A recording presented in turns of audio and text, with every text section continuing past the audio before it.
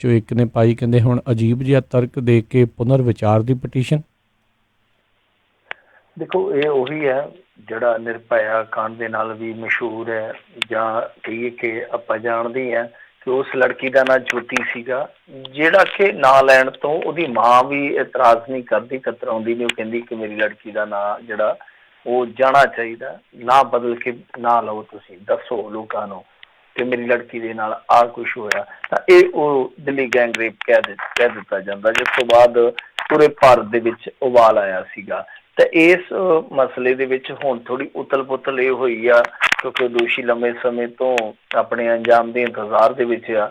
ਤਾਂ ਬਕਸਰ ਜੇਲ੍ਹ ਦੇ ਵਿੱਚ ਨਵੇਂ ਫੰਦੇ ਬਣਾਉਣ ਦਾ ਆਰਡਰ ਮਿਲਿਆ ਉਹਨਾਂ ਨੂੰ, ਕਿਉਂਕਿ ਇੱਕੋ ਇੱਕ ਜੇਲ੍ਹ ਆ ਬਿਹਾਰ ਦੀ ਬਕਸਰ ਜੇਲ੍ਹ, ਜਿੱਥੇ ਫਾਂਸੀ ਵਾਸਤੇ ਜਾਂ ਫਾਹੇ ਵਾਸਤੇ ਰੱਸੇ ਬਣਾਏ ਜਾਂਦੇ ਆ। ਤਾਂ ਉਸ ਤੋਂ ਬਾਅਦ ਫਿਰ ਅਟਕਲਬਾਜ਼ੀ ਤੇਜ਼ ਹੋ ਗਈ, ਕਿਆਫੇ ਲੱਗਣੇ ਸ਼ੁਰੂ ਹੋ ਗਏ ਕਿ ਸ਼ਾਇਦ ਇਸ ਰੇਪ ਕਾਂਡ ਦੇ ਦੋਸ਼ੀ ਆ ਜਿਹੜੇ ਉਹ ਜਲਦੀ ਤਖਤੇ ਤੇ ਖੜੇ ਨਜ਼ਰ ਆਉਣਗੇ।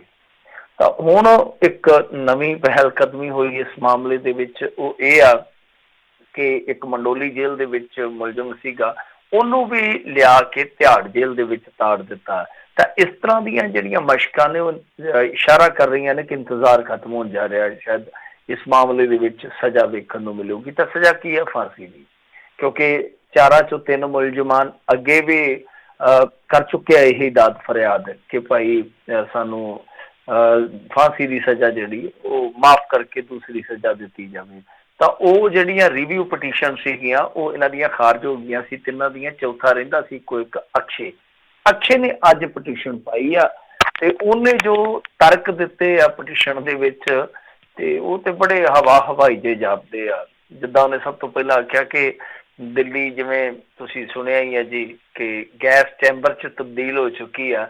ਇੱਥੇ ਤੇ ਵੈਸੇ ਹੀ ਬੰਦਾ ਮਰੀ ਜਾਂਦਾ, ਇੱਥੇ ਤੇ ਵੈਸੇ ਹੀ ਜਨਤਾ ਮਰੀ ਜਾਂਦੀ, ਸਾਨੂੰ ਫਾਈਲ ਆਉਣ ਦੀ ਕੀ ਲੋੜ ਆ। ਤਾਂ ਦੂਸਰੀ ਗੱਲ ਉਹਨੇ ਕਹੀ ਆ, ਵੈਸੇ ਵੇਦ ਪੁਰਾਣ ਵੀ ਅੱਜ ਉਹਨੂੰ ਯਾਦ ਆ ਗਏ ਆ।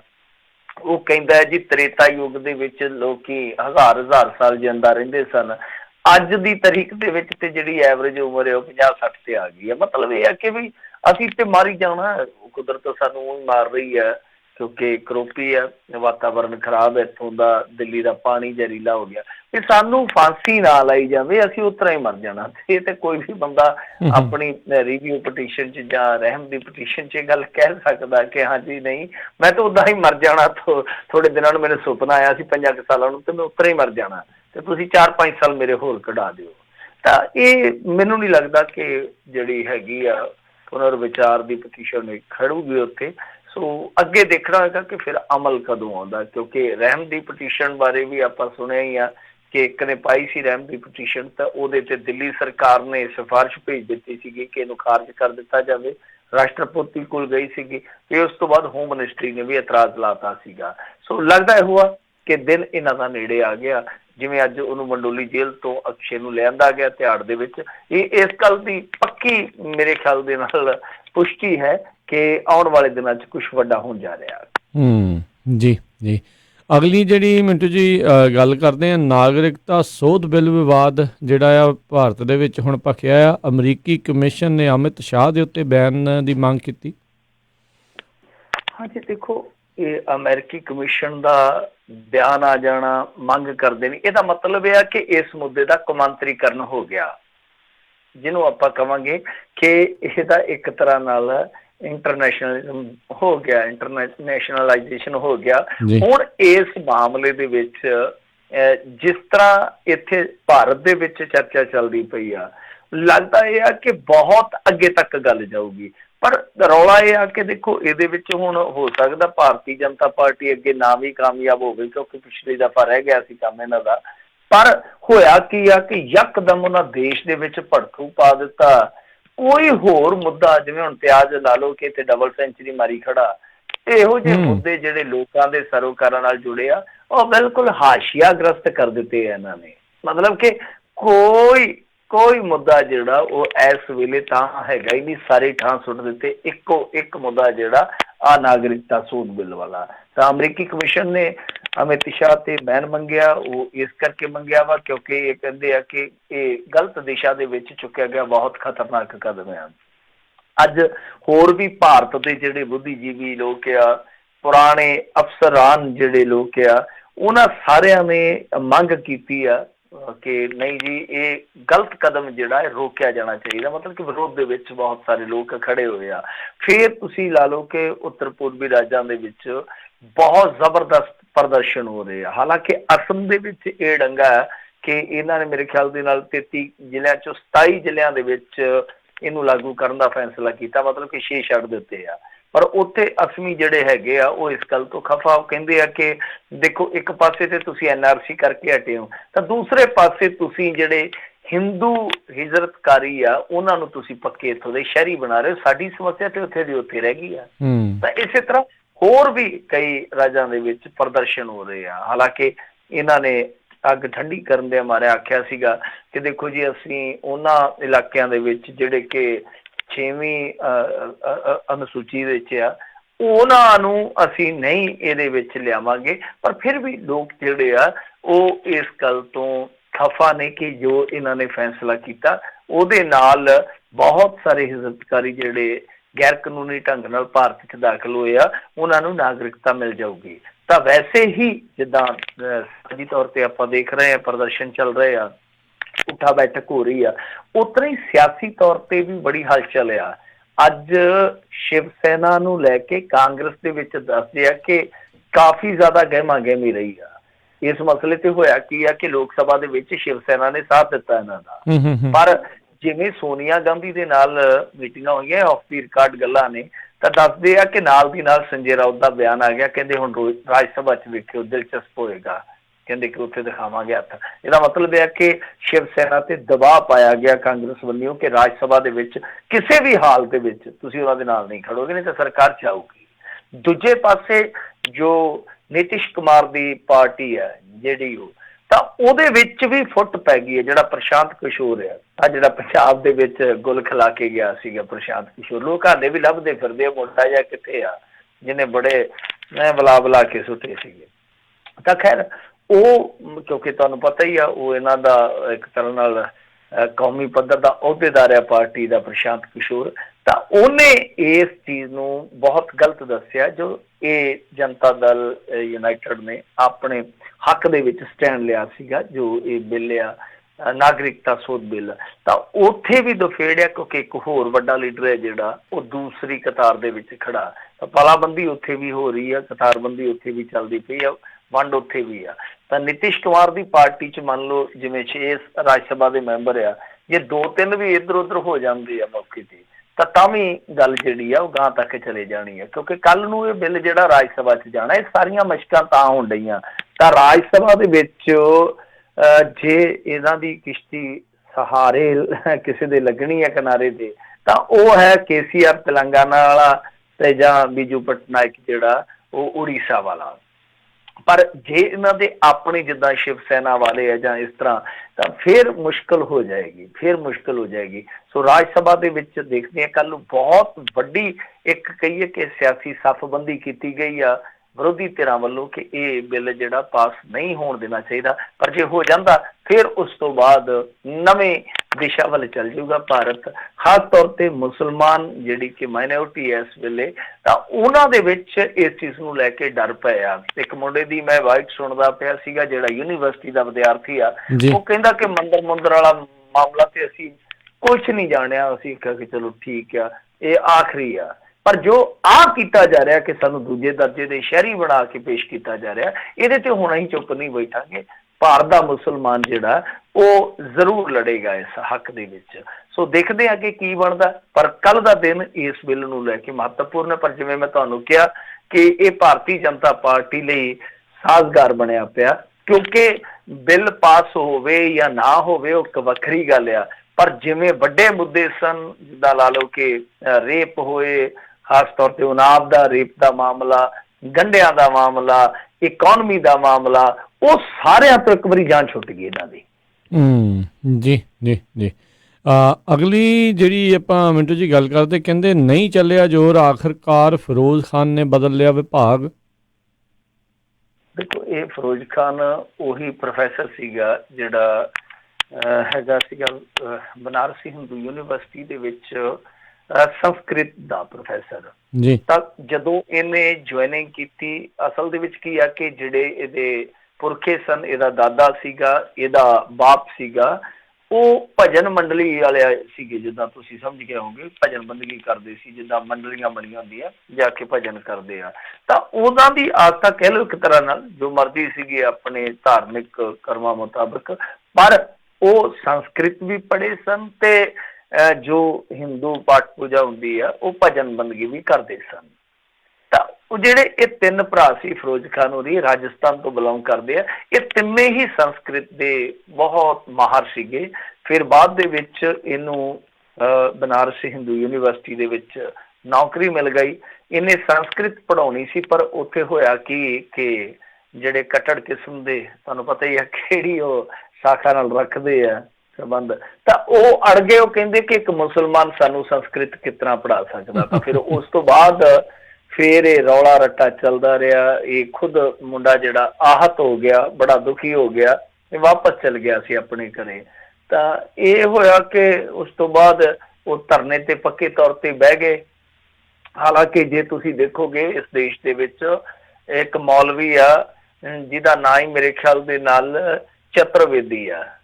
ਇਸ ਦੇਸ਼ ਦੇ ਵਿੱਚ ਇੱਕ ਐਸਾ ਮੌਲਵੀ ਹੈ ਜਿਹਦਾ ਨਾਂ ਚਤੁਰਵੇਦੀ ਆ। ਉਹਨੂੰ ਚਤੁਰਵੇਦੀ ਪਤਾ ਕਿਉਂ ਕਹਿੰਦੇ ਆ? ਕਿਉਂਕਿ ਉਹ ਚਾਰੇ ਵੇਦਾਂ ਦਾ ਗਿਆਤਾ ਹੈ, ਚਾਰੇ ਵੇਦਾਂ ਦਾ ਗਿਆਤਾ ਅੱਜ ਵੀ ਹੈਗਾ। ਉਹਦੇ ਨਾਮ ਦੇ ਨਾਲ ਚਤੁਰਵੇਦੀ ਲੱਗਦਾ। ਇੱਕ ਮੌਲਵੀ ਇਸ ਤਰ੍ਹਾਂ ਦਾ ਜਿਹੜਾ ਗੀਤਾ ਦਾ ਬਹੁਤ ਲੰਮੇ ਸਮੇਂ ਤੋਂ ਸਾਥ ਸੁਣਾਉਂਦਾ ਲੋਕਾਂ ਨੂੰ। ਸੋ ਇਹ ਹੀ ਇਸ ਦੇਸ਼ ਦੀ ਖਾਸੀਅਤ ਹੈ। ਆਪਾਂ ਨਹੀਂ ਦੇਖਦੇ, ਸਾਡੇ ਗੁਰਦੁਆਰਿਆਂ 'ਚ ਵੀ ਕਈ ਵਾਰ ਮੁਸਲਮਾਨ ਆ ਜਾਂਦੇ ਆ, ਤੇ ਜਿਹੜੇ ਕਈ ਹੈਗੇ ਵੈਸੇ ਤੇ ਕਈ ਸਿੱਖ ਭਾਈਚਾਰੇ ਦੇ ਵਿੱਚ ਵੀ ਇਸ ਤਰ੍ਹਾਂ ਦੇ, ਜੇ ਕੋਈ ਦੂਜੇ ਧਾਰਮਿਕ ਸਥਾਨਾਂ ਤੇ ਚਲਾ ਜਾਵੇ ਤੈਨੂੰ ਬਹੁਤ ਭੈੜਾ ਸਮਝਦੇ ਆ, ਪਰ ਹੁੰਦਾ ਆਮ ਚਲੇ ਜਾਂਦੇ ਆ, ਸਿੱਖ ਵੀ ਚਲੇ ਜਾਂਦੇ ਆ ਦੂਜਿਆਂ ਦੇ ਜਦੋਂ ਘਰਾਂ 'ਚ ਇਸ ਤਰ੍ਹਾਂ ਦਾ ਕੋਈ ਪ੍ਰੋਗਰਾਮ ਹੁੰਦਾ। ਤਾਂ ਇਹੀ ਇਸ ਦੇਸ਼ ਦੀ ਵਿਲੱਖਣਤਾ ਹੈ, ਖਾਸੀਅਤ ਹੈ। ਤਾਂ ਇੱਥੇ ਹੋਇਆ ਕੀ ਆ ਕਿ ਮਜਬੂਰ ਹੋ ਕੇ ਉਸ ਫਿਰੋਜ਼ ਖਾਨ ਨੂੰ, ਜਿਸ ਫਿਰੋਜ਼ ਖਾਨ ਨੇ ਬਚਪਨ ਤੋਂ ਲੈ ਕੇ ਸੰਸਕ੍ਰਿਤ ਨਾਲ ਪਿਆਰ ਕੀਤਾ, ਪਤਾ ਨਹੀਂ ਕਿੰਨੀਆਂ ਡਿਗਰੀਆਂ ਕੀਤੀਆਂ PhD ਤੱਕ, ਤਾਂ ਉਸ ਫਿਰੋਜ਼ ਖਾਨ ਨੇ ਅਸਤੀਫਾ ਦਿੱਤਾ। ਯਾਨੀ ਅਸਤੀਫਾ ਆਪਣੇ ਪਹਿਲੇ ਵਿਭਾਗ 'ਚੋਂ ਦੇ ਕੇ ਦੂਸਰਾ ਵਿਭਾਗ ਜਿਹੜਾ ਕਲਾ ਦਾ ਵਿਭਾਗ, ਜਿਹਨੂੰ ਆਰਟਸ ਦਾ ਆਪਾਂ ਕਹਿੰਦੇ ਆ, ਉਹਦੇ ਵਿੱਚ ਜੁਆਇਨਿੰਗ ਕਰ ਲਈ ਆ। ਤਾਂ ਇੱਕ ਤਰ੍ਹਾਂ ਨਾਲ ਕਹਿ ਲਈਏ ਕਿ ਜੋ ਕੱਟੜਪੁਣਾ ਹੈ ਇਸ ਮੁਲਕ ਦੀ ਫਿਜ਼ਾ ਦੇ ਵਿੱਚ, ਉਹ ਜਿੱਤ ਗਿਆ। ਫਿਰੋਜ਼ ਖਾਨ ਤੇ ਜਾਂ ਕਹਿ ਲਈਏ ਕਿ ਸਾਡਾ ਜਿਹੜਾ ਭਾਈਚਾਰਾ ਸੀਗਾ ਉਹ ਇੱਕ ਦਫਾ ਹਾਰ ਗਿਆ। ਇਹ ਨਹੀਂ ਹੈ ਕਿ ਸਦੀਵੀ ਤੌਰ ਤੇ ਹਾਰ ਗਿਆ, ਪਰ ਇੱਕ ਵਾਰੀ ਇਹਨਾਂ ਦੇ ਹੱਥੋਂ ਹਾਰਿਆ ਜ਼ਰੂਰ, ਮਾਤ ਜ਼ਰੂਰ ਖਾਧੀ ਆ। ਜੀ ਜੀ। ਅਗਲੀ ਜਿਹੜੀ ਆਪਾਂ ਗੱਲ ਕਰਦੇ, ਕਹਿੰਦੇ ਗੈਂਗਸਟਰ ਗਰਦਾਨੇ ਬਿੱਟੂ ਸਰਪੰਚ ਨੇ ਆਪਣੇ ਆਪ ਨੂੰ ਦੱਸਿਆ ਕਾਂਗਰਸੀ। ਦੇਖੋ, ਬਿੱਟੂ ਸਰਪੰਚ ਕਰਕੇ ਬੜੇ ਪਵਾੜੇ ਪਏ ਆ। ਵੈਸੇ ਬਿੱਟੂ ਸਰਪੰਚ ਸੁਰਖੀਆਂ 'ਚ ਹੀ ਰਹਿੰਦਾ ਹਮੇਸ਼ਾ। ਜਦੋਂ ਅਕਾਲੀ ਭਾਜਪਾ ਸਰਕਾਰ ਦੇ ਵਿੱਚ ਸੀ ਉਦੋਂ ਵੀ ਸੁਰਖੀਆਂ 'ਚ ਹੀ ਰਹਿੰਦਾ ਸੀਗਾ, ਹੁਣ ਵੀ ਸੁਰਖੀਆਂ 'ਚ। ਕੁਛ ਲੋਕ ਹੈਡਲਾਈਨਰ ਹੁੰਦੇ ਆ, ਕੁਛ ਬੰਦੇ ਇਹ ਹੈਡਲਾਈਨਰਾਂ ਦੇ ਵਿੱਚ ਇੱਕ ਆ, ਕੋਈ ਨਾ ਕੋਈ ਹੈਡਲਾਈਨ ਜਿਹੜੀ ਆ ਬਣਦੀ ਰਹਿੰਦੀ ਆ।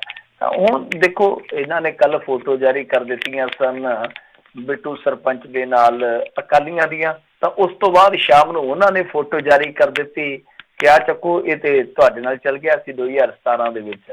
ਤਾਂ ਅੱਜ ਦਿਨ ਭਰ ਇਸ ਮੁੱਦੇ ਤੇ ਪੰਜਾਬੀ ਰਾਜਨੀਤੀ 'ਚ ਇੱਕ ਦੂਜੇ ਤੇ ਤੀਰ ਛੱਡੇ ਗਏ।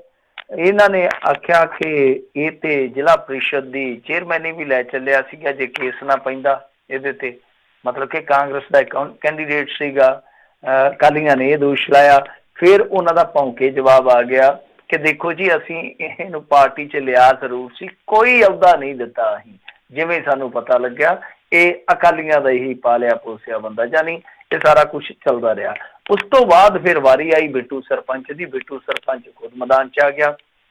ਉਹ ਕਹਿੰਦਾ ਕਿ ਪਹਿਲਾਂ ਆਪਾਂ ਰਹੇ ਹਾਂ ਅਕਾਲੀ ਤੇ ਠੋਕੇ ਰਹੇ ਹਾਂ, ਉਸ ਤੋਂ ਬਾਅਦ ਅੱਜ ਦੀ ਡੇਟ ਤੱਕ ਅੱਜ ਤੱਕ ਅਸੀਂ ਕਾਂਗਰਸ ਦੇ ਵਿੱਚ ਹੀ ਖਲੋਤੇ ਹਾਂ। ਉਹ ਕਹਿੰਦੇ ਕਿ ਕੈਪਟਨ ਹੈ ਜਿਹੜਾ ਮੈਨੂੰ ਵਾਰ-ਵਾਰ ਗੈਂਗਸਟਰ ਕਹੀ ਜਾਂਦਾ, ਇਹ ਕੋਰਟ ਤੋਂ ਵੱਡਾ ਵਾ, ਕਿਉਂਕਿ ਕੋਰਟ ਤੇ ਮੈਨੂੰ ਸਾਰੇ ਮਾਮਲਿਆਂ 'ਚੋਂ ਬਰੀ ਕਰ ਚੁੱਕੀ ਆ। ਮੈਂ ਗੈਂਗਸਟਰ ਕਿਵੇਂ ਆ? ਜਿਹੜੇ ਲੋਕ ਮੈਨੂੰ ਗੈਂਗਸਟਰ ਕਹਿੰਦੇ ਆ, ਤੁਸੀਂ ਉਹ ਮਾੜਾ ਜਿਹਾ ਸਾਬਤ ਕਰਕੇ ਵਿਖਾਓ। ਤੇ ਇੱਥੋਂ ਤੱਕ ਕਹਿ ਦਿੱਤਾ, ਹਾਲਾਂਕਿ ਖੁਦ ਨੂੰ ਬਿੱਟੂ ਸਰਪੰਚ ਕਾਂਗਰਸੀ ਕਹਿ ਰਿਹਾ, ਪਰ ਕੈਪਟਨ ਅਮਰਿੰਦਰ ਸਿੰਘ ਨੂੰ ਧਮਕੀ ਪੱਤਰ ਲਾ ਰਿਹਾ ਕਿ ਤੇਰੇ ਤੇ ਮੈਂ ਮਾਣਹਾਨੀ ਕੇਸ ਠੋਕੂੰਗਾ। ਤੇ ਉਹ ਤੇ ਚਲੋ ਮਾਣਹਾਨੀ ਕੇਸ ਕਰਦਾ ਜਾਂ ਨਹੀਂ ਕਰਦਾ ਉਹ ਬਾਅਦ ਦੀ ਗੱਲ ਆ, ਪਰ ਇਸ ਮੁੱਦੇ ਤੇ ਰਾਜਨੀਤੀ ਬਹੁਤ ਜ਼ਿਆਦਾ ਗਰਮ ਆ। ਅਕਾਲੀ ਇਹ ਕਹਿ ਰਹੇ ਆ ਕਿ ਕਾਂਗਰਸੀਆਂ ਦਾ, ਕਾਂਗਰਸੀ ਕਹਿ ਰਹੇ ਆ ਕਿ ਇਹ ਅਕਾਲੀਆਂ ਦਾ, ਬਿੱਟੂ ਸਰਪੰਚ ਕਹਿ ਰਿਹਾ ਕਿ ਮੈਂ ਦੋਵਾਂ ਦਾ ਹੀ ਸੀ, ਮਤਲਬ ਕਿ ਇੱਕ ਦੇ ਨਾਲ ਪਹਿਲਾਂ ਰਿਹਾ, ਇੱਕ ਦੇ ਨਾਲ ਹੁਣ ਤੱਕ ਆ। ਤੇ ਬਿੱਟੂ ਸਰਪੰਚ ਤੇ ਇੱਥੋਂ ਤੱਕ ਕਹਿੰਦਾ ਕਿ ਦੇਖੋ ਜੀ ਮੈਂ ਇਸ ਕਰਕੇ ਕਾਂਗਰਸ ਜੁਆਇਨ ਕੀਤੀ ਸੀ, ਇਹ ਕਹਿੰਦੇ ਸੀ ਬੇਅਦਬੀਆਂ ਦਾ ਅਸੀਂ ਇਨਸਾਫ ਕਰਾਂਗੇ ਜਿਹੜਾ ਅੱਜ ਤੱਕ ਇਹ ਕਰ ਨਹੀਂ ਸਕੇ। ਉਹ ਹੁਣ ਦੇਖਦੇ ਆ ਅੱਗੇ ਕੀ ਵਾਪਰਦਾ, ਪਰ ਬਹੁਤ ਹਾਸੋਹੀਣੀ ਜੀ ਰਾਜਨੀਤੀ ਹੋਣ ਰਹੀ ਆ ਕਿ ਦੋਵਾਂ ਹੀ ਪਾਰਟੀਆਂ ਨੂੰ ਅਫਸੋਸ ਕੋਈ ਨਹੀਂ ਹੈ, ਅਫਸੋਸ ਕੋਈ ਨਹੀਂ, ਕਿਉਂਕਿ ਦੋਨਾਂ ਹੀ ਪਾਰਟੀਆਂ ਦੇ ਮੁਤਾਬਕ ਉਹ ਬੰਦਾ ਗਲਤ ਹੈ, ਪਰ ਦੋਨਾਂ ਹੀ ਪਾਰਟੀਆਂ ਨੂੰ ਇਹ ਅਫਸੋਸ ਨਹੀਂ ਹੈ ਕਿ ਉਹ ਬੰਦਾ ਸਾਡੇ ਨਾਲ ਰਹਿ ਚੁੱਕਾ। ਤਾਂ ਇਹੀ ਮੈਂ ਕਹੂੰਗਾ ਕਿ ਇਸ ਰਾਜਨੀਤੀ ਦੀ ਮੋਟੀ ਖੱਲ ਹੈ ਜਿਹੜੀ ਕਿ ਕਦੇ ਵੀ ਨਾ ਸ਼ਰਮ ਮੰਨਦੀ ਹੈ ਤੇ ਨਾ ਸੱਚ ਮੰਨਦੀ ਹੈ, ਕਿ ਸੱਚ ਨੂੰ ਵੀ ਕਦੇ ਸਵੀਕਾਰ ਕਰ ਲਈਏ। ਪਰ ਜੋ ਇਹ ਚੱਲਦਾ ਪਿਆ ਮੇਰੇ ਖਿਆਲ ਦੇ ਨਾਲ, ਦੇਖੋ ਫੋਟੋਆਂ ਫਾਟੋਆਂ ਨਾਲ ਕੁਛ ਨਹੀਂ ਹੋਣਾ। ਜੇ ਅਸਲ ਤਸਵੀਰ ਖਿੱਚਣੀ ਹੈ ਇਸ ਸਾਰੇ ਵਰਤਾਰੇ ਦੀ, ਤੇ ਫਿਰ ਤੁਸੀਂ 2-3 ਰਿਟਾਇਰਡ ਜੱਜ ਲੈ ਲਓ ਸੁਪਰੀਮ ਕੋਰਟ ਦੇ ਜਾਂ ਹਾਈ ਕੋਰਟ ਦੇ, ਉਹਨਾਂ ਤੋਂ ਪੜਤਾਲ ਕਰਵਾ ਲਓ ਕਿ ਕਿਹੜੀ ਪਾਰਟੀ ਦੇ ਸੰਬੰਧ ਕਿਹੜੇ ਗੈਂਗਸਟਰਾਂ ਨਾਲ ਰਹੇ ਆ, ਜਾਂ ਕਿਹੜਾ ਲੀਡਰ ਜਿਹੜਾ ਉਹ ਅੰਦਰੇ ਅੰਦਰੇ WhatsApp ਕਾਲਾਂ ਕਰਦਾ ਰਿਹਾ। ਤੇ ਜੇ ਇਹ ਸਾਰੀ ਜਾਂਚ ਪੜਤਾਲ ਹੋ ਜਾਵੇ, ਬਹੁਤ ਨਕਾਬ ਜਿਹੜੇ ਆ ਚਿਹਰਿਆਂ ਤੋਂ ਲੈ ਜਾਣਗੇ, ਚਿਹਰੇ ਨੰਗੇ ਹੋ ਜਾਣਗੇ, ਕਿਉਂਕਿ ਸਾਰੀ ਖੇਡ ਜਿਹੜੀ ਆ, ਇਹ ਜਿਹੜਾ ਬੂਟਾ ਜਿਹਦੀਆਂ ਸੂਲਾਂ ਸਾਡੇ ਪੈਰਾਂ 'ਚ ਚੁਭਣ ਡਈਆਂ, ਇਹ ਬੂਟਾ ਜਿਹੜਾ ਲਾਇਆ ਸਾਡੇ ਵਿਹੜੇ, ਇਹਨੂੰ ਪਾਣੀ ਜਿਹੜਾ ਪਾਇਆ ਉਹ ਸਿਆਸਤ ਨਹੀਂ ਪਾਇਆ। ਜੀ ਜੀ ਜੀ। ਅਗਲੀ ਜਿਹੜੀ ਮਿੰਟੂ ਜੀ ਗੱਲ ਕਰਦੇ, ਕਹਿੰਦੇ ਤਨਖਾਹਾਂ ਰੋਕੇ ਜਾਣ ਦਾ ਹੁਣ ਮਨਪ੍ਰੀਤ ਬਾਦਲ ਨੇ ਦੱਸਿਆ ਅਸਲ ਕਾਰਨ। ਇਹ ਵੀ ਮੋਟੀ ਖੱਲ ਦਾ ਹੀ ਹੈ, ਇਹ ਵੀ ਮੰਨਦਾ ਨਹੀਂ ਹੈ ਕਿ ਅਸਲ ਦੇ ਵਿੱਚ ਸਾਡਾ ਜਲੂਸ ਨਿਕਲਿਆ ਪਿਆ। ਦੇਖੋ ਇਹ ਚਲੋ ਜੋ ਕਹਿੰਦੇ ਆ ਉਹ ਆਪਾਂ ਜ਼ਰੂਰ ਸੁਣਾਵਾਂਗੇ, ਸਾਂਝਾ ਕਰਾਂਗੇ, ਜੋ ਕਹਿੰਦੇ ਆ ਉਹ ਸੁਣਾਉਣਾ ਵੀ ਚਾਹੀਦਾ, ਦੋਨੇ ਪੱਖ ਰੱਖਣੇ ਚਾਹੀਦੇ ਆ। ਪਰ ਤਸਵੀਰ ਕੀ ਆ, ਅਸਲ ਤਸਵੀਰ ਕੀ ਆ? ਅਸਲ ਤਸਵੀਰ ਅੱਜ ਦੀ ਤਰੀਕ ਦੇ ਵਿੱਚ ਇਹ ਹੈ ਕਿ 2000 ਕਰੋੜ ਰੁਪਏ ਦੀ ਜ਼ਰੂਰਤ ਪੈਂਦੀ ਆ ਤਨਖਾਹਾਂ ਸਰਕਾਰ ਨੂੰ, ਤੇ ਜੇ ਆਪਾਂ ਲਾਈਏ ਇਸ ਵੇਲੇ ਦੱਸਦੇ ਆ ਕਿ ਕੇਂਦਰ ਦੇ ਕੋਲ ਇਹਨਾਂ ਦਾ 4000 ਕਰੋੜ ਰੁਪਈਆ ਫਸਿਆ ਪਿਆ। ਹੁਣ ਜੇ ਉਹ 4000 ਕਰੋੜ ਰੁਪਈਆ ਆ ਵੀ ਜਾਊਗਾ, ਕਿੰਨੇ ਮਹੀਨੇ ਤਨਖਾਹ ਦਿਓਗੇ ਤੁਸੀਂ? ਕਿਉਂਕਿ ਤੁਹਾਡਾ ਰੈਵਨਿਊ ਹੈ ਜਿਹੜਾ, ਉਹਦੇ 'ਚ 44% ਦੀ ਗਿਰਾਵਟ ਹੈ।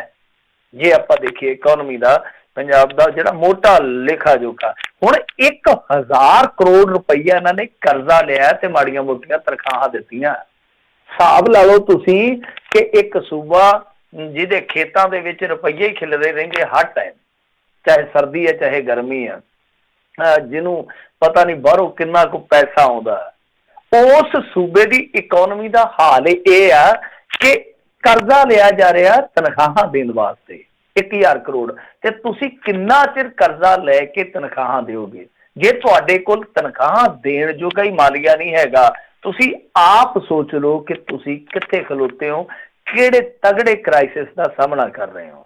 ਇਹ ਹਾਲੇ ਵੀ ਨਹੀਂ ਮੰਗ ਰਹੇ, ਹਾਲੇ ਵੀ ਨਹੀਂ ਮੰਨ ਰਹੇ। ਕਹਿੰਦੇ ਆ ਕਿ ਜੀ ਦੇਖੋ ਜੀ ਇਹ ਜਿਹੜੇ ਕੁਝ ਵਿਭਾਗ ਆ ਜਿਨ੍ਹਾਂ ਨੂੰ ਤਨਖਾਹਾਂ ਨਹੀਂ ਮਿਲੀਆਂ, ਉਹ ਚੱਕਰ ਇਹ ਪੈ ਗਿਆ ਕਿ ਇਹਨਾਂ ਦਾ ਜਿਹੜਾ ਬੈਂਕ ਖਾਤਿਆਂ ਦਾ ਅਸੀਂ ਹਿਸਾਬ ਮੰਗਿਆ ਸੀ, ਉਹ ਹਿਸਾਬ ਹੁਣ ਤੱਕ ਇਹਨਾਂ ਨੇ ਦਿੱਤਾ ਨਹੀਂ ਹੈ, ਕਿਉਂਕਿ ਇਹਨਾਂ ਖਾਤਿਆਂ ਦੇ ਵਿੱਚ ਸਰਕਾਰੀ ਪੈਸਾ ਜਮ੍ਹਾਂ ਵਾ, ਤੇ ਜਿਨ੍ਹਾਂ ਵਿਭਾਗਾਂ ਨੇ ਚੱਲ ਰਹੇ ਖਾਤਿਆਂ ਦਾ ਹਿਸਾਬ ਦੇ ਦਿੱਤਾ, ਉਹਨਾਂ ਨੂੰ ਤਨਖਾਹਾਂ ਰਿਲੀਜ਼ ਕਰ ਦਿੱਤੀਆਂ। ਮਤਲਬ ਇਹ ਹੈ ਕਿ ਤੁਸੀਂ ਇਹ ਕਹਿ ਰਹੇ ਹੋ ਕਿ ਇਹਨਾਂ ਨੇ ਹਿਸਾਬ ਕਿਤਾਬ ਨਹੀਂ ਕੀਤਾ। ਹੁਣ ਦੇਖੋ ਹਿਸਾਬ ਕਿਤਾਬ ਜਿਹੜਾ ਉਹ ਸਾਰੇ ਮੁਲਾਜ਼ਮਾਂ ਨੇ ਥੋੜ੍ਹੀ ਕਰਨਾ, ਹੇਠਲੇ ਦਰਜੇ ਦੇ ਮੁਲਾਜ਼ਮਾਂ ਨੇ ਥੋੜ੍ਹੀ ਕਰਨਾ। ਜਿਨ੍ਹਾਂ ਦੀ ਜ਼ਿੰਮੇਵਾਰੀ ਆ ਉਹਨਾਂ ਦੇ ਸੰਘੀ ਚ ਅੰਗੂਠਾ ਦੇ ਕੇ ਹਿਸਾਬ ਕਿਤਾਬ ਕਰ ਲਓ ਤੁਸੀਂ, ਪਰ ਸਾਰਿਆਂ ਨੂੰ ਸਜ਼ਾ ਕਿਉਂ ਦੇ ਰਹੇ ਹੋ? ਕਿਉਂਕਿ ਇੱਕ ਵਿਭਾਗ ਦੇ ਵਿੱਚ ਤੇ ਚਪੜਾਸੀ ਵੀ ਹੁੰਦਾ ਨਾ, ਦਰਜਾ 4th ਆ, ਦਰਜਾ 3rd ਆ, ਦਰਜਾ 2nd ਆ। ਮਤਲਬ ਇਹ ਹੈ ਕਿ ਵਿਭਾਗ ਦੇ ਵਿੱਚ ਤੇ ਬਹੁਤ ਕਰਮਚਾਰੀ ਹੁੰਦੇ ਆ, ਤੁਸੀਂ ਸਾਰਿਆਂ ਨੂੰ ਇੱਕੋ ਰੱਸੇ ਕਿਵੇਂ ਬੰਨ੍ਹ ਸਕਦੇ ਹੋ? ਤਾਂ ਇਹ ਜਿਹੜੇ ਸਾਡੇ ਵਿੱਤ ਮੰਤਰੀ ਆ, ਇਹਨਾਂ ਨੂੰ ਮੰਨਣਾ ਚਾਹੀਦਾ ਕਿ ਉਹ ਹੁਣ ਤੱਕ, ਵੈਸੇ ਤੇ ਉਹ ਜਿੱਧਰ ਵੀ ਜਾਂਦੇ ਤੁਹਾਨੂੰ ਪਤਾ ਹੀ ਹੈ ਜਿਹੋ ਜਿਹੇ ਰੰਗ ਭਾਗ ਜਿਹੋ ਜਿਹੇ ਲੱਲਰ ਲਾਉਂਦੇ ਆ, ਤਾਂ ਉਹਨਾਂ ਨੂੰ ਮੰਨਣਾ ਚਾਹੀਦਾ ਕਿ ਜੋ ਅੱਜ ਤੱਕ ਇਹਨਾਂ ਦੀ ਟਰਮ ਰਹੀ ਆ ਜਿਹੜੀ ਕਾਂਗਰਸ ਦੀ ਆਪਾਂ ਮੰਨੀਏ, ਕਿਉਂਕਿ ਉਹ ਕਈ ਪਾਰਟੀਆਂ 'ਚ ਰਹਿ ਕੇ ਆਏ ਆ, ਤਾਂ ਜਿਹੜੀ ਟਰਮ ਰਹੀ ਆ ਉਹਦੇ ਵਿੱਚ ਇਹ ਕੁਛ ਵੀ ਕਰਨ ਦੇ ਵਿੱਚ ਨਾਕਾਮ ਰਹੇ ਆ, ਸਿਵਾਏ ਗੱਲਾਂ ਦੇ, ਸਿਵਾਏ ਸ਼ਾਇਰੀ ਦੇ। ਤਾਂ ਹੁਣ ਤੁਸੀਂ ਆਪ ਹੀ ਸਿਆਣੇ ਹੋ, ਮਸ਼ਹਰਿਆਂ ਨਾਲ ਤੇ ਢਿੱਡ ਨਹੀਂ ਨਾ ਭਰਦਾ। ਇਹ ਮਸ਼ਹਰਿਆ ਕੀ ਸੁਣ ਲਓ, ਉਹਦੇ ਵਾਸਤੇ ਰੋਟੀ ਚਾਹੀਦੀ ਆ, ਤੇ ਜਿਹੜੇ ਲੋਕ ਰੋਟੀ ਤੋਂ ਆਰੀ ਹੋਏ ਬੈਠੇ ਆ ਉਹਨਾਂ ਦਾ ਸੋਚਣਾ ਚਾਹੀਦਾ, ਨਗੋਚਾ ਨਹੀਂ ਕੱਢਣੀਆਂ ਚਾਹੀਦੀਆਂ। ਜੀ ਜੀ ਜੀ। ਅਗਲੀ ਜਿਹੜੀ ਗੱਲ ਕਰਦੇ ਕਹਿੰਦੇ ਯੂਥ ਕਾਂਗਰਸ ਪ੍ਰਧਾਨ ਚੋਣ ਨਤੀਜੇ ਦੇ ਉੱਤੇ ਜਸਵਿੰਦਰ ਜੱਸੀ ਨੇ ਆਪਣੀ ਹੀ ਜਿਹੜੀ ਆ ਪਾਰਟੀ ਦੇ ਉੱਤੇ ਲਾਏ ਧੱਕੇਸ਼ਾਹੀ ਦੇ ਇਲਜ਼ਾਮ। ਦੇਖੋ, ਇਹਨਾਂ ਨੇ ਜਿਹੜੇ ਦੋਸ਼ ਲਾਏ ਆ ਉਹਨਾਂ ਦੇ ਵਿੱਚ ਕਿੰਨਾ ਕੁ ਸੱਚ ਆ ਕਿੰਨਾ ਕੁ ਕੱਚ ਆ ਉਹ ਤੇ ਬਾਅਦ ਦੀ ਗੱਲ ਆ, ਪਰ ਯੂਥ ਪ੍ਰਧਾਨ ਬਣ ਗਏ ਆ ਬਰਿੰਦਰ ਢਿੱਲੋਂ, ਜਿਹੜੇ ਕਿ ਆਨੰਦਪੁਰ ਸਾਹਿਬ ਤੋਂ ਇਲੈਕਸ਼ਨ ਹਾਰ ਗਏ ਸੀਗੇ।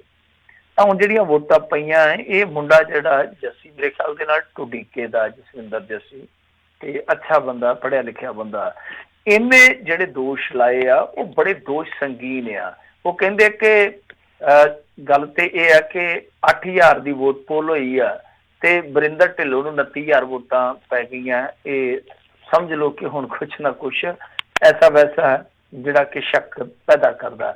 ਦੂਜੀ ਗੱਲ ਇਹ ਆ, ਉਹਨਾਂ ਨੇ ਇਹ ਗੱਲ ਆਖੀ ਆ ਕਿ ਸਾਡੇ ਕੋਲ ਰਿਕਾਰਡਿੰਗਾਂ ਨੇ ਜਿਹਦੇ ਵਿੱਚ ਕਿਹਾ ਜਾ ਰਿਹਾ ਜਿਹੜੇ ਚੋਣ ਅਫਸਰ ਸੀਗੇ ਉਹ ਮੰਨ ਰਹੇ ਆ ਕਿ ਅਸੀਂ ਪੈਸੇ ਲੈ ਕੇ ਵੋਟਾਂ ਪਵਾਈਆਂ।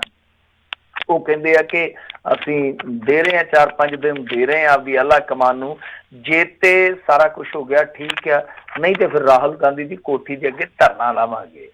ਤੇ ਨਾਲ ਉਹਨਾਂ ਨੇ ਕਿਹਾ ਕਿ ਜੇ ਕੋਈ ਢੁਕਵਾਂ ਹੱਲ ਨਾ ਹੋਇਆ ਫਿਰ ਬੂਥ ਕੈਪਚਰਿੰਗ ਤੱਕ ਦੀਆਂ ਵੋਟਾਂ ਵੀਡੀਓ ਜਿਹੜੀਆਂ ਵੋਟਾਂ ਦੀਆਂ ਉਹ ਵੀ ਅਸੀਂ ਸਾਂਝੀਆਂ ਕਰ ਦੇਵਾਂਗੇ। ਤਾਂ ਇਹ ਸਿੱਧੇ ਤੌਰ ਤੇ ਇੱਕ ਤਰ੍ਹਾਂ ਨਾਲ ਕਹਿ ਲਈਏ ਕਿ ਬਾਗੀ ਤੇਵਰ ਆ। ਹਾਲਾਂਕਿ ਇਲੈਕਸ਼ਨ ਜਿੱਤੇ ਆ, ਇਹ ਮੈਨੂੰ ਲੱਗਦਾ ਕਿ ਵਾਈਸ ਪ੍ਰਧਾਨ ਵੀ ਬਣੇ, ਜਿਹੜੇ 3 ਵਾਈਸ ਪ੍ਰਧਾਨ ਉਹਨਾਂ ਦੇ ਵਿੱਚੋਂ ਵੀ ਇੱਕ ਆ। ਪਰ ਇਸ ਤਰ੍ਹਾਂ ਸ਼ਰੇਆਮ ਇੱਕ ਕਾਂਗਰਸੀ ਨੌਜਵਾਨ ਆਗੂ ਵੱਲੋਂ ਕਹਿ ਦੇਣਾ ਕਿ ਧੱਕੇਸ਼ਾਹੀ ਹੋਈ ਆ, ਬੇਈਮਾਨੀ ਹੋਈ ਆ, ਹੇਰਾਫੇਰੀ ਹੋਈ ਆ, ਇਹ ਕਾਂਗਰਸੀਆਂ ਲਈ ਬਹੁਤ ਖਤਰਨਾਕ ਸੰਕੇਤ ਆ। ਕਿਉਂਕਿ ਅੱਜ ਵੀ ਦੇਖੋ ਇਹਨਾਂ ਦੇ ਜਿਹੜੇ ਵਿਧਾਇਕ ਆ ਉਹ ਨਾਰਾਜ਼ ਤੁਰੇ ਫਿਰਦੇ। ਉਹਨਾਂ ਦੇ ਵਿੱਚੋਂ ਅੱਜ ਇੱਕ ਬੋਲਣ ਡਿਆ ਸੀ ਟੈਲੀਵਿਜ਼ਨ ਤੇ, ਉਹ ਕਹਿੰਦਾ ਕਿ ਸਾਡੀ ਸਰਕਾਰ ਕਾਹਦੀ ਆ, ਸਾਡੀ ਤੇ ਨਾਂ ਦੀ ਸਰਕਾਰ ਆ, ਇਹ ਨੀਲੀਆਂ ਪੱਗਾਂ ਵਾਲੇ ਸਰਕਾਰ ਚਲਾਈ ਜਾਂਦੇ ਆ। ਤਾਂ ਜਦੋਂ ਇਸ ਤਰ੍ਹਾਂ ਦਾ ਮੈਸੇਜ ਤੁਹਾਡੇ ਅੰਦਰੋਂ ਆਉਂਦਾ, ਤੁਹਾਡੀ ਆਪਣੀ ਲੀਡਰਸ਼ਿਪ ਦੇ ਵਿੱਚ ਇਸ ਤਰ੍ਹਾਂ ਦੀਆਂ ਚੀਜ਼ਾਂ ਵਾਪਰਦੀਆਂ, ਤੇ ਫਿਰ ਤੁਹਾਡਾ ਕੰਮ ਜਿਹੜਾ ਸ਼ੱਕੀ ਹੋਣਾ ਸੁਭਾਵਿਕ ਆ। ਤਾਂ ਹੁਣ ਅੱਗੇ ਜਾ ਕੇ ਇਸ ਮਾਮਲੇ ਦਾ ਮੈਨੂੰ ਲੱਗਦਾ ਕਿ ਛੇਤੀ ਨਿਬੜਨਾ ਜਿਹੜਾ ਲੱਗਦਾ ਨਹੀਂ ਹੈ, ਨਿਬੇੜਾ ਹੋ ਜਾਊਗਾ। ਪਰ ਜਿਸ ਤਰ੍ਹਾਂ ਦੀ ਇਹ ਕਾਰਵਾਈ ਆਪਾਂ ਨੂੰ ਸੁਣਨ ਨੂੰ ਮਿਲ ਰਹੀ ਹੈ, ਇਸ ਤਰ੍ਹਾਂ ਦੀ ਕਾਰਵਾਈ ਅੱਗੇ ਵੀ ਸੁਣਨ ਨੂੰ ਮਿਲੀ ਆ। ਡੈਲੀਗੇਟ ਜਿਹੜੇ ਸੀਗੇ ਉਹ ਫਰਜ਼ੀ ਬਣਾਏ ਗਏ ਸੀਗੇ। ਉਸ ਮਾਮਲੇ ਦੇ ਵਿੱਚ ਕੁਲਬੀਰ ਸਿੰਘ ਜੀਰਾ ਤੇ ਵੀ ਕਈ ਕਿਸਮ ਦੇ ਦੋਸ਼ ਲੱਗੇ ਸੀ ਉਸ ਟਾਈਮ। ਤਾਂ ਇਹ ਜਿਹੜੀਆਂ ਚੀਜ਼ਾਂ ਨੇ ਇਹ ਕਾਂਗਰਸ ਨੂੰ ਉਲਟਾ ਕਮਜ਼ੋਰ ਹੀ ਕਰ ਰਹੀਆਂ। ਇਹ ਆਪਦੇ ਵੱਲੋਂ ਤੇ ਕਹਿੰਦੇ ਆ ਕਿ ਆਹ ਚੀਜ਼ਾਂ ਜਿਹੜੀਆਂ ਸਾਡੀਆਂ ਇੱਕ ਬਹੁਤ ਵੱਡਾ ਤੇ ਬਹੁਤ ਵਧੀਆ ਅੰਦਰੂਨੀ ਢਾਂਚਾ ਸਾਡੀ ਕਾਂਗਰਸ ਦਾ ਜੋ ਸਾਡੇ ਲਈ ਪੋਜ਼ਿਟਿਵ ਨੇ। ਪਰ ਗੱਲ ਇਹ ਆ ਕਿ ਇਹਨਾਂ ਚੀਜ਼ਾਂ ਦੀ ਜਦੋਂ ਕਵਰਤੋਂ ਹੁੰਦੀ ਆ ਫਿਰ ਇਹ ਜਿਹੜੀਆਂ ਪੋਜ਼ਿਟਿਵ ਚੀਜ਼ਾਂ ਨੇ ਉਹ ਨੈਗੇਟਿਵ ਦੇ ਵਿੱਚ ਤਬਦੀਲ ਹੋ ਜਾਂਦੀਆਂ। ਇਹ ਝਗੜਾ ਜਿਹੜਾ ਕਾਂਗਰਸ ਦਾ ਉਹ ਮੁੱਕਦਾ ਨਜ਼ਰ ਨਹੀਂ ਆਉਂਦਾ। ਤੇ ਤੁਹਾਨੂੰ ਪਤਾ ਹੀ ਝਗੜੇ ਝੇੜੇ ਬਾਰੇ ਕਹਿੰਦੇ ਹੁੰਦੇ ਆ ਕਿ ਕਲਾ ਕਲੰਦਰ ਵਸੇ ਘੜਿਓਂ ਪਾਣੀ ਨਸੇ। ਜਿਸ ਘਰ ਦੇ ਵਿੱਚ ਕਲੇਸ਼ ਵਸਦਾ ਉੱਥੇ ਤੋਂ ਫਿਰ ਘੜਿਆਂ ਚੋਂ ਪਾਣੀ ਵੀ ਨਸਦਾ। ਜੀ ਜੀ। ਅਗਲੀ ਜਿਹੜੀ ਮਿੰਟੂ ਜੀ ਗੱਲ ਕਰਦੇ ਆ, ਕਹਿੰਦੇ ਚੰਡੀਗੜ੍ਹ ਵਿੱਚ ਹੁਣ ਆ ਰਿਹਾ ਆ 13 ਸੈਕਟਰ। ਹਾਂਜੀ, 13 ਅਨਲੱਕੀ ਨੰਬਰ ਸੀਗਾ ਮੇਰੇ ਖਿਆਲ ਦੇ ਨਾਲ। ਜਿਹੜੇ ਚੰਡੀਗੜ੍ਹ ਦੇ ਹੈਗੇ ਸੀਗੇ ਨਿਰਮਾਤਾ ਉਹਨਾਂ ਨੂੰ ਲੱਗਦਾ ਸੀਗਾ, ਕਿਉਂਕਿ ਇਹ ਉਸ ਸਮੇਂ ਦੀ ਗੱਲ ਹੈ ਜਦੋਂ ਅੰਗਰੇਜ਼ ਰਾਜ ਇੱਥੇ ਆਪਣੇ ਅੰਤਲੇ ਪੜਾਅ ਦੇ ਵਿੱਚ ਸੀਗਾ। ਜਿਹੜੇ ਉਹ ਆਰਕੀਟੈਕਟ ਸੀਗੇ ਉਹਨਾਂ ਦੀ ਨਜ਼ਰ ਦੇ ਵਿੱਚ ਇਹ ਅਨਲੱਕੀ ਸੀਗਾ। ਪਰ ਆਪਾਂ ਜੇ ਵੇਖੀਏ ਸਿੱਖਾਂ ਲਈ ਤੇ ਬਹੁਤ ਇੱਕ ਮਹਾਨ ਚੀਜ਼ ਹੈ ਨਾ 13 ਉਹ ਕਹਿ ਦਿੰਦੇ, ਵੈਸੇ 13 ਨਹੀਂ ਹੈ 13 ਕਿਹਾ ਜਾਂਦਾ ਪਰ ਜੋੜਿਆ ਜਾਂਦਾ 13 ਦੇ ਨਾਲ। ਇਸ ਤਰ੍ਹਾਂ ਹਿੰਦੂਆਂ ਦੇ ਵਿੱਚ ਵੀ ਆਪਣੀ ਇੱਕ ਮਹੱਤਤਾ 13 ਦਾ ਮਹੱਤਵ ਹੈ ਜੋ ਸ਼ਿਵ ਦੇ ਨਾਲ ਜੁੜਦਾ ਹੈ। ਸੋ ਉਹ ਚੀਜ਼ ਜਿਹੜੀ ਆ ਵੈਸੇ ਵੀ ਆਪਾਂ ਜੇ ਦੇਖੀਏ ਅੱਜ ਦੇ ਦੌਰ ਦੇ ਵਿੱਚ ਵਿਗਿਆਨਕ ਦੌਰ ਜਿਹਨੂੰ ਆਪਾਂ ਕਹਿੰਦੇ ਆ ਕਿ 13 ਅਸ਼ੁਭ ਹੈ, ਜਿਹੜੇ ਕਿ ਕੁਛ ਲੋਕ ਮੰਨਦੇ ਆ ਦੁਨੀਆ ਦੇ ਵਿੱਚ ਕਿ 13 ਅਸ਼ੁਭ ਆ। ਤਾਂ ਉਹ ਹੁਣ ਜਿਵੇਂ 550ਵਾਂ ਅਸੀਂ ਸਮਾਗਮ ਮਨਾ ਕੇ ਹਟੇ ਹਾਂ, ਇਸ ਦੌਰ ਦੇ ਵਿੱਚ ਇਹ ਚੀਜ਼ਾਂ ਜਿਹੜੀਆਂ ਨੇ ਸੰਗੋਂ ਨਹੀਂ ਉਤਰਦੀਆਂ। ਤਾਂ ਇਹਦੇ ਲਈ ਇੱਕ ਸੁਖਦੇਵ ਸਿੰਘ ਜੀ ਆ, ਉਹਨਾਂ ਨੇ ਬੜਾ ਕੰਮ ਕੀਤਾ। ਉਹਨਾਂ ਦੇ ਜਿਹੜੇ ਵੈਸੇ ਵੀ ਜੇ ਖਾਤੇ 'ਚ ਵੇਖੋਗੇ ਵਾਹਵਾ ਪ੍ਰਾਪਤੀਆਂ ਨੇ। ਕਰਤਾਰਪੁਰ ਸਾਹਿਬ ਕੋਰੀਡੋਰ ਖੋਲ੍ਹਣ ਤੋਂ ਪਹਿਲਾਂ ਉਹਨਾਂ ਨੇ ਕਾਫੀ ਵਰਕ ਕੀਤਾ ਸੀ, ਇਸ ਮੁੱਦੇ ਨੂੰ ਬਹੁਤ ਸ਼ਿੱਦਤ ਦੇ ਨਾਲ ਚੁੱਕਿਆ ਸੀਗਾ। ਤਾਂ ਉਹਨਾਂ ਨੇ ਹੁਣ ਇਹਨਾਂ ਚੀਜ਼ਾਂ ਨੂੰ ਗਾਂ ਦਫ਼ਤਰਾਂ ਤੱਕ ਪਹੁੰਚਾਇਆ ਕਿ ਗਲਤ ਗੱਲ ਆ। ਤਾਂ ਜ਼ਾਹਰ ਜੀ ਗੱਲ ਆ ਕਿ ਉਹਦਾ ਅਸਰ ਹੋਇਆ ਤੇ ਸੈਕਟਰ 13 ਜਿਹੜਾ ਹੋਂਦ ਦੇ ਵਿੱਚ ਆ ਗਿਆ। ਸੋ ਚੰਡੀਗੜ੍ਹ ਜਿਹੜੇ ਚੰਡੀਗੜ੍ਹ ਜਾਣ ਦੇ ਸ਼ੌਕੀਨ ਆ, ਗੇੜੀ ਰੂਟਾਂ ਤੇ ਗੇੜੇ ਲਾਉਣ ਦੇ ਸ਼ੌਕੀਨ ਆ, ਉਹਨਾਂ ਵਾਸਤੇ 13 ਸੈਕਟਰ ਵੀ ਆ ਜਿਹੜਾ ਉਹ ਹੁਣ ਹਾਜ਼ਰ ਆ। ਤੇ ਮੈਨੂੰ ਲੱਗਦਾ ਕਿ 13 ਸੈਕਟਰ 'ਚ ਵੀ ਰੌਣਕਾਂ ਖੂਬ ਰਹਿਣਗੀਆਂ, ਕਿਉਂਕਿ ਨਵੇਂ ਸੈਕਟਰ ਦੇ ਵਿੱਚ ਨਵੀਆਂ ਗੇੜੀਆਂ ਜਿਹੜੀਆਂ ਉਹ ਜ਼ਿਆਦਾ ਵੱਜਦੀਆਂ ਹਮੇਸ਼ਾ। ਜੀ ਤੇ ਮਿੰਟੂ ਜੀ ਬਹੁਤ ਬਹੁਤ ਤੁਹਾਡਾ ਧੰਨਵਾਦ, ਤੁਸੀਂ ਸਾਡੇ ਨਾਲ ਜੁੜੇ ਇਹਨਾਂ ਖਬਰਾਂ ਬਾਰੇ ਜਾਣਕਾਰੀ ਦਿੱਤੀਆਂ। ਅਗਲੀ ਵਾਰ ਤੱਕ ਲਈ ਬੜੀ ਮਿਹਰਬਾਨੀ, ਪਿਆਰ ਭਰੀ ਸਤਿ ਸ਼੍ਰੀ ਅਕਾਲ ਜੀ। ਸਤਿ ਸ੍ਰੀ ਅਕਾਲ ਜੀ। ਤੇ ਸੋ ਤੇ ਇੱਥੇ ਸਾਡਾ ਅੱਜ ਦਾ ਪ੍ਰੋਗਰਾਮ ਸਮਾਪਤ ਹੈ। ਮਿਲਦੇ ਹਾਂ ਅਗਲੀ ਵਾਰ, ਤੱਕ ਲਈ ਮੇਰੇ ਵੱਲੋਂ ਵੀ ਤੁਹਾਨੂੰ ਸਭ ਨੂੰ ਸਤਿ ਸ਼੍ਰੀ ਅਕਾਲ। ਜਿੰਦੇ ਵਾਸਤੇ ਰਹੋ, ਹੱਸਦੇ ਖੇਡਦੇ ਰਹੋ, ਸੁਣਦੇ ਰਹੋ ਪੰਜਾਬੀ ਰੇਡੀਓ USA।